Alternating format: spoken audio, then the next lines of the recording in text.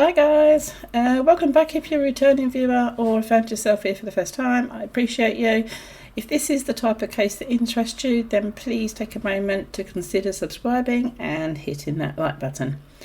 So viewer discretion on this case is advised. I'm going to cover a child murder. Today's case takes us to the UK, Britton Gardens in Kingswood, Bristol to be exact. Yet another senseless death of a child at the hand of someone who's supposed to care, love and protect them. Here goes. This is Lee Parker, 33 years old. This is the face of a father who brutally murdered his 6-month-old baby daughter on Christmas Day. This case starts in September 2015, where Lee Parker went online and hooked up with a young lady who I will call Anna for the purpose of this recording. I want to keep her name out of it just to protect her anonymity really, and I do ask that if you look this case up, then if you find out who the mother is, please just respect her right to privacy. So Anna and Lee met online in September 2015. It was a pretty quick, fast-moving relationship. Anna fell pregnant quite soon after they hooked up, and baby Aya was born on June the 22nd, 2016.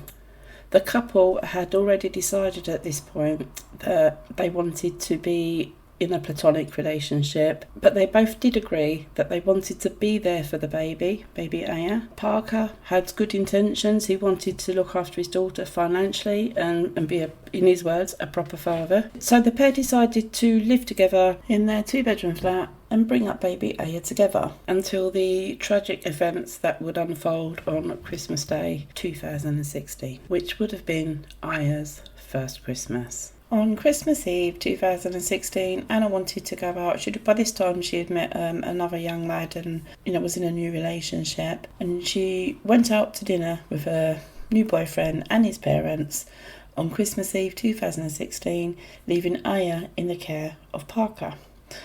Now, before Aya went out, she shared a couple of glasses of wine with Parker, all on good terms. No suspicions raised. Anna had no reason to suspect that Parker would ever harm their daughter.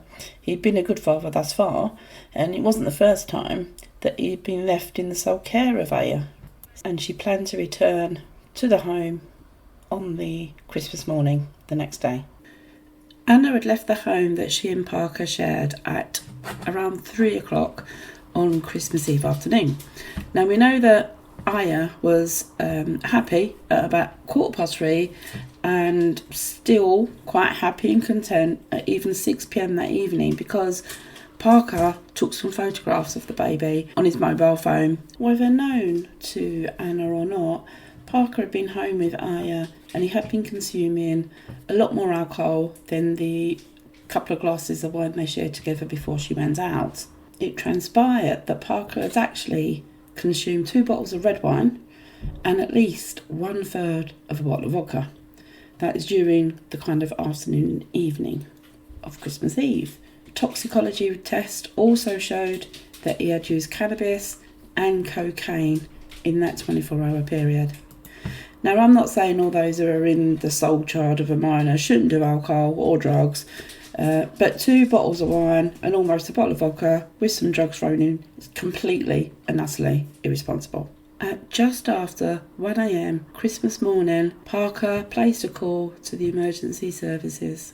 He claimed that he had woken up to find Aya not breathing and added he hadn't done anything to her. Bit sus.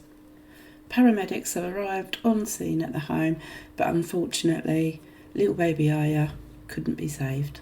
A post-mortem revealed that little Aya had several fractures to the side and to the top of her skull, including one that was 8 centimetres long. An X-ray also confirmed a fractured jaw, which had happened 2 to 4 hours prior to the emergency services being called.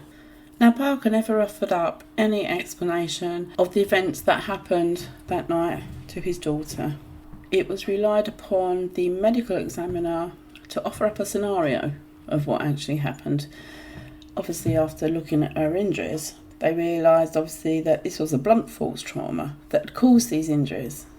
Now, crime scene investigators that were on the scene at the home, they noticed that there was a big hole in the bathroom door, and there was also like a dense hole in the bathroom wall as well. This led the medical examiner to conclude that Aya's head was actually slammed against the bathroom wall or the bathroom door, or both. She also had grip marks on her arms, which indicated that her arms were being held tight while this blunt force trauma against the wall or the door was being carried out. So Parker had maintained his innocence, which meant that this case will go to trial. However, on the day that the trial was supposed to start, he surprised everyone with a plea of guilty. So the jury trial didn't take place and was just heard in the courtroom in front of the judge. Now the judge said, "You've never provided an explanation as to why you carried out these terrible things to your own child." He also went on to say, "The only explanation for the extreme and violent attack is that you had lost your temper, having drunk heavily, and had taken cocaine and cannabis." Excuse me, why does the judge need to come up with a fucking excuse for him? Anyway, moving on. That same judge went on to say that this wasn't a premeditated, but a rage. Her injuries show you intended to kill her, influenced by drink and drugs. Again, why is the judge offering up an excuse? That's not the last of it. Parker's defence actually said that it may have been that 6-month-old Aya was unusually unsettled because she was teething. I'm sorry, but every child in the world and every parent who has a child at this age goes through teething. We don't get fed up with their cries and slam their heads into bathroom walls. Parker's defence also said that since the death of Parker's parents, apparently lost his father and his mother back in 2013, that his life had taken a downward spiral and alcohol and drugs had become normal. Now, most of us have experienced loss in our lives, including the loss of parents. And I can understand, going through it myself, I can understand that you can delve into a bottle or you can delve into drugs, but you don't delve in to beating your daughter to death. Lee Parker was ultimately found guilty and sentenced to a life imprisonment for 15 years plus 2 months before he would even be considered for parole. Baby Aya's mother, Anna, remains in Bristol. She's currently engaged and has been blessed with another child. She posted this on what would have been Aya's 6th birthday. This heartbreaking message was also posted on Anna's Facebook.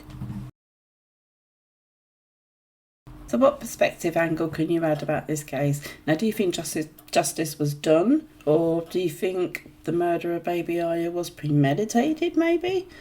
Maybe out of spite because Anna had moved on from their relationship? Let me know your thoughts in the comment section and I look forward to reading them. For now, and please just take a moment, 2 minutes at your time, just to remember baby Aya. God bless her soul.